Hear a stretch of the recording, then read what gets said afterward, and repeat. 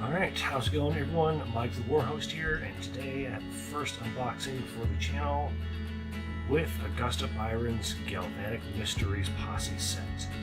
This one just arrived on my doorstep earlier today, so kind of interested to see what all it comes with. Without further ado, let's go ahead and get straight to it. See, it comes obviously in the standard slipcase style, which I very much like. Oh, and it's upside down. There we go.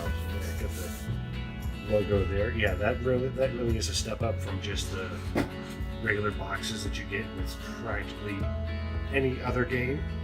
I wanted to show that War Cradle cares a little bit more about the presentation than most places. So let's go ahead and open up the box.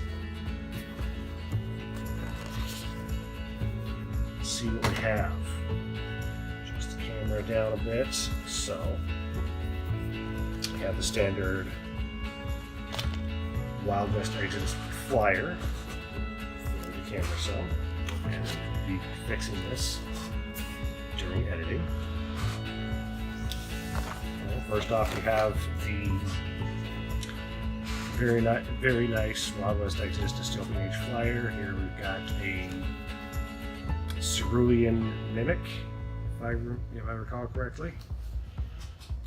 And on the back, basic information about the game, social media links, and a QR code for all of the assembly guides. Very nice. Also have cards. Bubble wrapped up nice and neat, so let's see what version these are. This is, you'll see in the corner there, 1.08, which is the current version as of this recording. Very nice, very useful. So we have the Galvanic Mysteries theme posse card on that side, and a generic Enlightened posse card right there.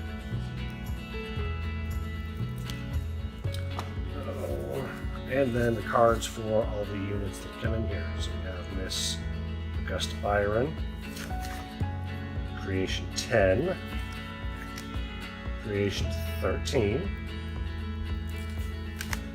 Mantis, and Creation 5. We also have some references for all of the common rules and conditions. Again, all printed to version 1.08. Very useful. I know it's been mentioned before. I'm not quite sure how the card situation is going to work with previous posse boxes. It's possible those ones won't be updated to the current standard. And the posse boxes may just end up coming with the cards that are current at the time the box is printed. You will just have to give the company a bit more time to see. Put that on the frame there, in frame, so you can actually see what's going on. So now we have some nice unit sprues and plenty of bubble wrap to obscure everything. There we go. So we got this one here. This looks like it's for Creation 5. Nice big railgun. Let me see if I can get even focus. There we go. Alright. So, got some big beefy arms there. And torso, yeah, so this is sprue for Creation 5. Right there. I mean, in quite a few pieces.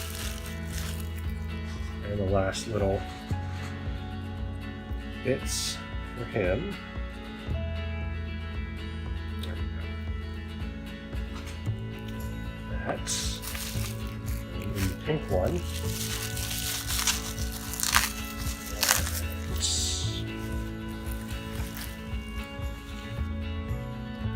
This looks like it is for Creation 13. There's his head.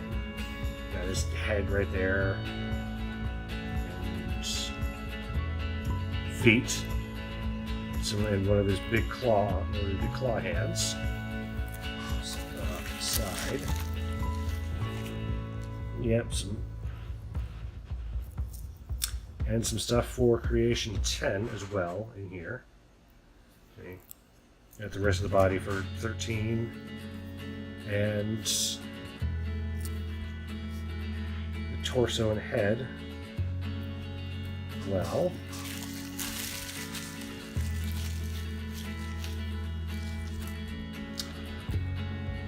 And some more fun gribbly bits that'll be fun to paint up and cover in blood and viscera and all the fun stuff that the Enlightened is known for.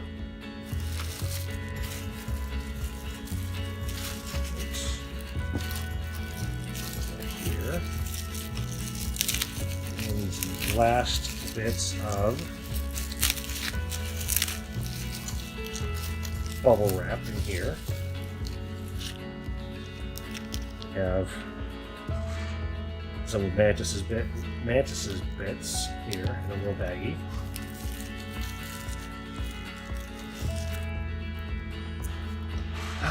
Augusta Byron herself, mostly.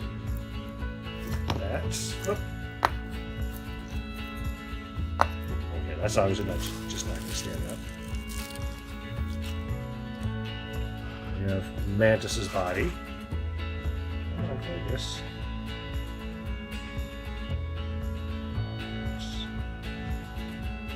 There we go. And anything else in here? Let's see. There we are. There are the two heads were hiding in the bag, in this bag here. So there we are. Yep. So there is Mantis and Augusta Byron. And of course, all the bases you need. So I'm going to go ahead and get these built up, and then we can take a closer look at the models themselves and their cards.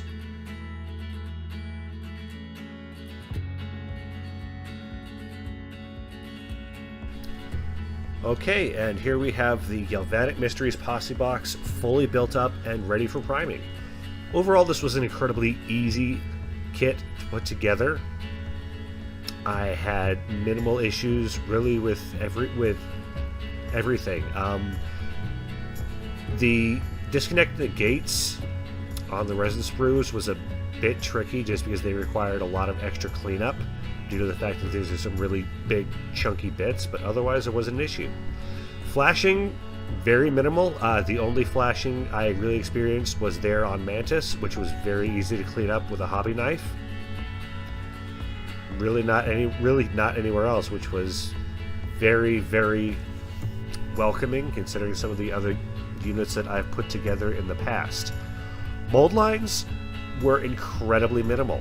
The ones that I saw were very easy to clean up, and the most prominent ones were on areas where they'd be covered up by the limbs anyway.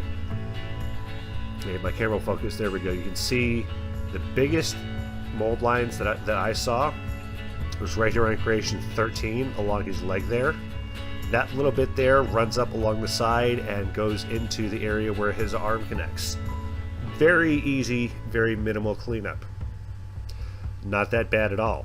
Right now I have these guys blue tacked to their bases simply for display purposes. I'm going to be picking up some sheet styrene and little bits and bobs to make these a more Promethean complex factory style base for everything. One thing that I did notice as far as assembling these was putting together creation 10 there along with Mantis. That proved to be a bit tricky simply because I put the bigger arms on first and then tried to wedge the smaller ones in. I would not recommend doing that. If you're going to be getting these units for your own collection, I would recommend putting the smaller arms on first and then the regular ones.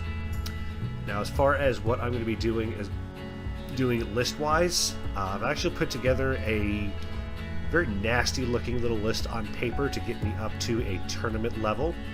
I'll be taking this collection here, adding in Wendell Lee, Jedediah Smith, a pair of K9 gun dogs with Gatling guns, and Mr. Francis Tumblety.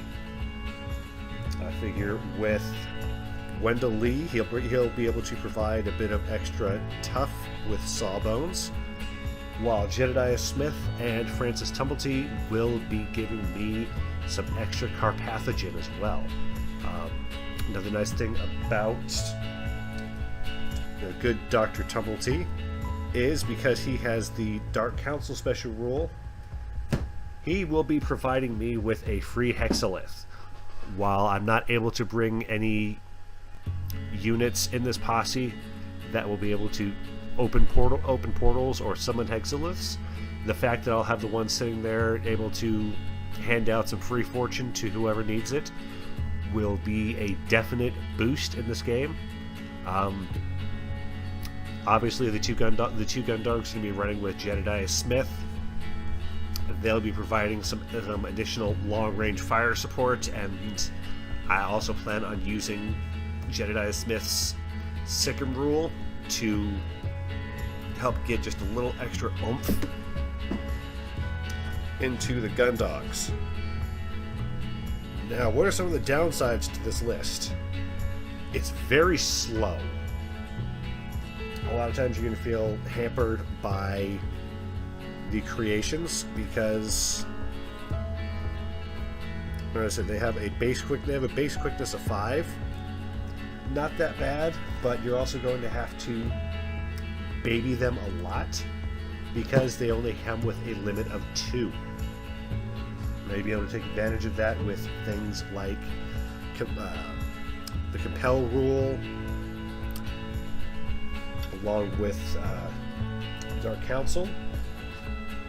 So that'll be mitigated a little bit, but you're not gonna be zooming up the board as if you're playing like a Dark Nation posse or Lilith Shaw's posse, for example.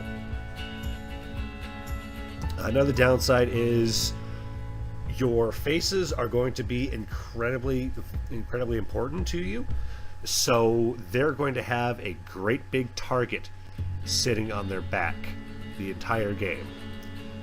If your opponent decides to start out the game by ignoring your creations entirely and just picking off the support that's supposed to keep it alive, then you may find yourself running into some serious problems later on in the game. Granted, if you're able to position correctly and keep your faces out of enemy fire for long enough, that is probably the best way I can think of to make sure that doesn't happen. But again, that's going to be entirely on you to do. It's also going to be a bit mission specific. I can't really see this list doing all that well in a game of Treasure Hunt, for example, just because it's going to take it's going to take a lot of work to get either your creation up there so it can check, or get one of the faces there so it can check and keep it alive still. So if you know what missions you're going to be running at whatever tournament or game you decide to bring this list to, just keep that in mind. Alright, that's going to be about it for me. Stay tuned. I will most likely be doing a tutorial on Promethean complex style bases once I get all of my equipment for it, along with some extra painting videos once the rest of my stuff arrives, which will hopefully, fingers crossed, be soon. Alright, that's it for me. Take care, guys.